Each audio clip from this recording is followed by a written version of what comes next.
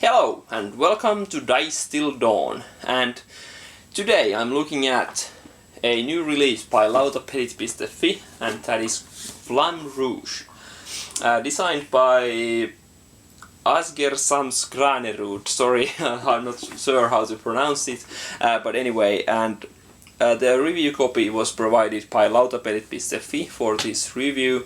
And what is Flamme Rouge? This is basically a cycling game, a racing game, but also deck building game, a reverse deck building game I've called it. And let's see how it plays in my gameplay section. Hopefully it is done with a shaky hand cam, sorry for that, but I really don't have a better setup at the moment. And after that, come back for my final thoughts. Okay, so here is one of the racetracks of Flamme Rouge setup. Sorry for the hand cam, I really have no good setup for this big board, and I will hopefully it doesn't shake too much and you can get some idea of this. This is one of the tracks that comes in the game. There are several, but this is one that is set up. Of course you can also build your own. The tiles themselves are very thick and excellent quality, and they are double-sided, so you can really mix it up with the tiles, and this is a cool track. Then each player gets their own player board, which isn't basically necessary, but it has places for your decks, for both of your cyclist, the sprinter and rouleur.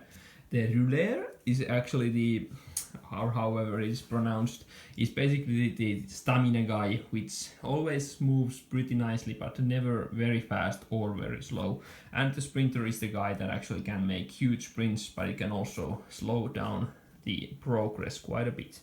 There's also this handy reference sheet for each player that tells you how many of each number card are in the basic decks.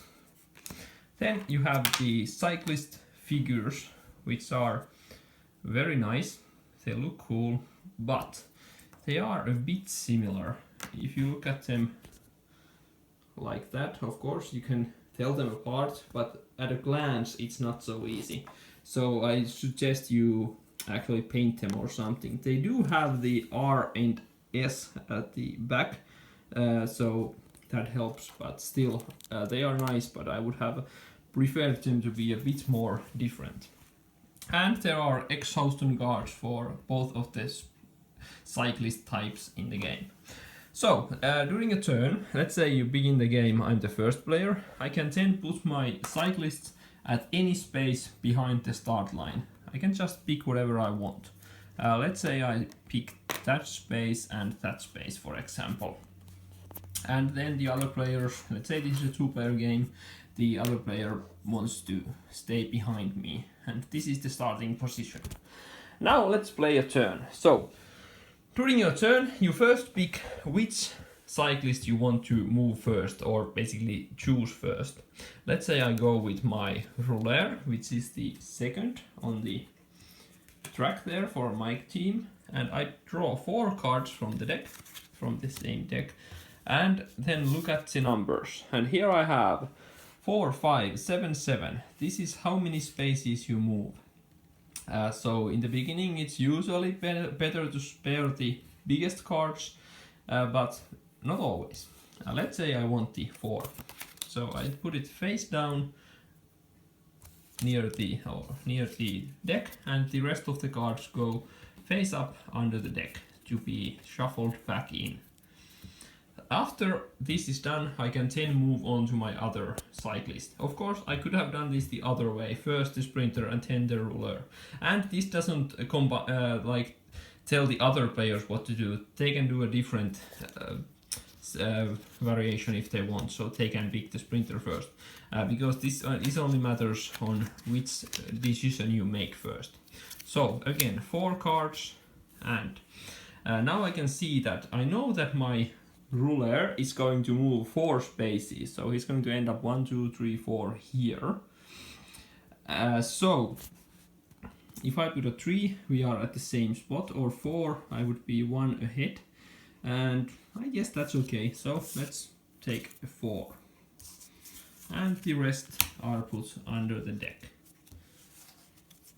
And after everyone has done this, the cards are simultaneously revealed and the cyclists are moved in order from the first place to the last, and if you are tied, the one on the right lane is supposed to be leading in a sense.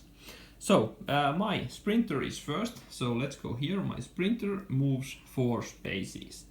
So that's 1, 2, 3, 4. Then it's my ruler, and that moves 4 spaces also. So that's 1, 2, 3, 4. And let's say the green guy moved maybe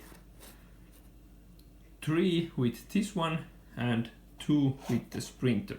And if you end up in an empty space, you move to the right lane immediately. It's mandatory. And this is after the moves.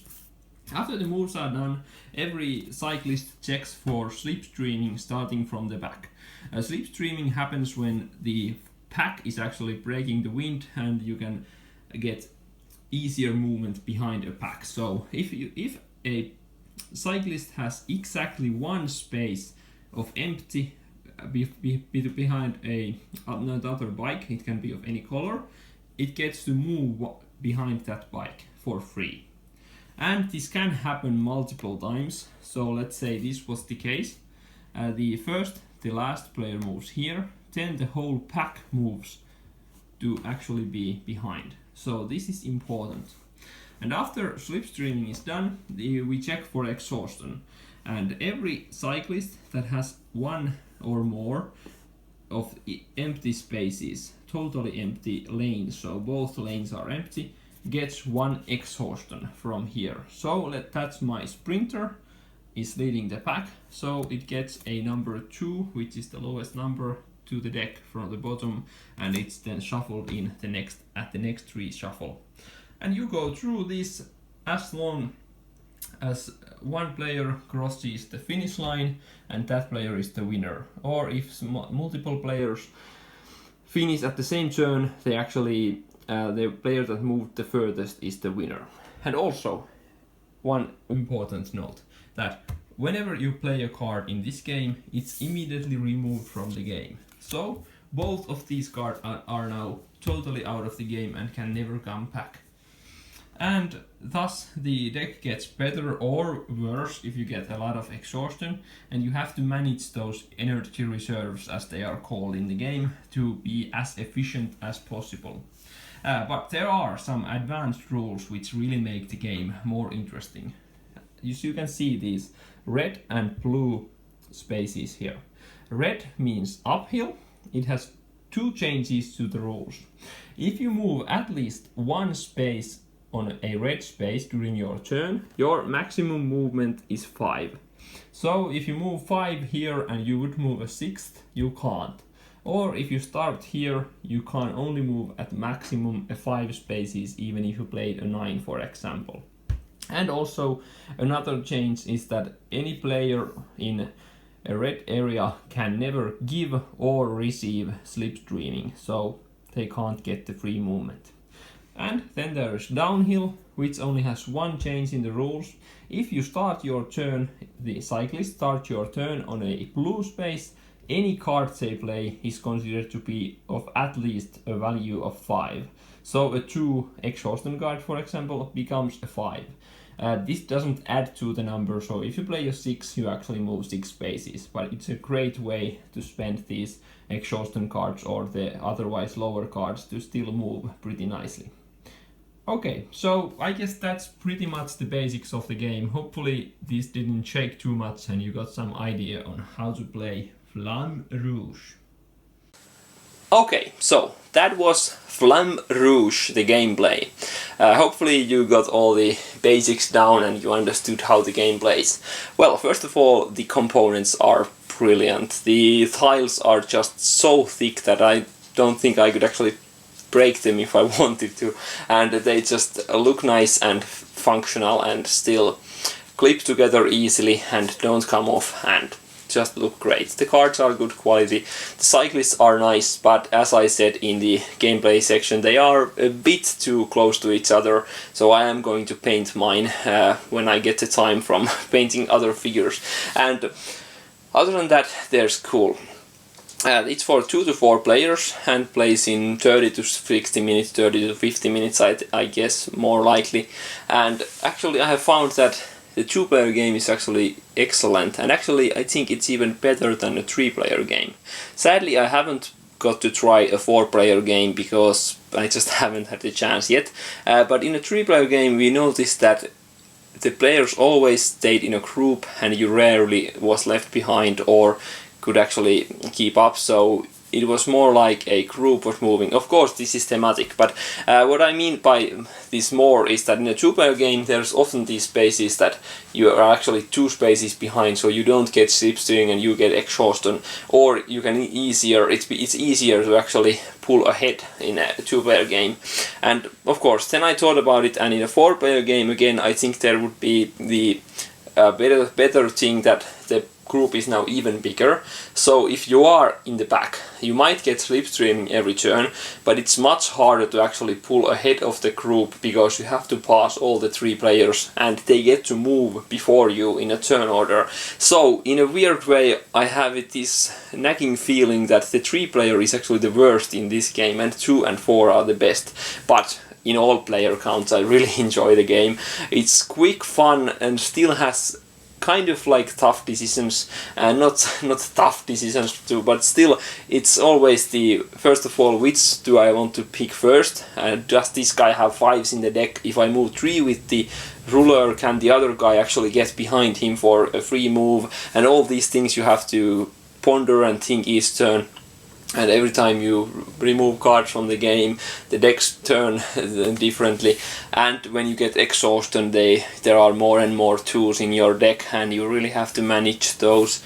And it's just cool fun, plays very quickly, and most of these things are done simultaneously, so there isn't no waiting around and waiting your turn at all in this game, and I just really enjoy the game. I've actually thought about maybe trying it in a 6 or 8 player game, so that each player plays 1 cycler and they can't share total information because that would be kind of boring, but in a kind of Formula 1 teammate situation I think that would be fun to try. And also I just yesterday downloaded the Grand Tour rules. The designer actually posted in Board Game Geek, and I'm looking forward to trying the Grand Tour today, and really looking forward to that. But if you like racing games, I've been looking for a good racing game. I had Formula Day a little while ago, but I really disliked that game. It was too long, boring, and too mathy, and just went on, and it was neither good at lower counts but not also on the higher player counts, because then it was too long. But Flamme Rouge, is just the right amount of fun, and perhaps the Grand Tour is actually the thing that is missing it from it, kind of the epic feeling and the feeling that your choices actually matter in the long run, because the rules are cool, at least in the Grand Tour. Let's see how they work, but maybe I'll post something about it later. But so far I've really enjoyed the game, and check it out, and it's great quality components and cool fun. If you like the deck thinning in deck building games, you will probably like Flamme Rouge, even if you aren't looking for a racing game. So that was Flamme Rouge by designer Asger Sams Granerud and published by Lautapelit.fi. So see you next time. Bye.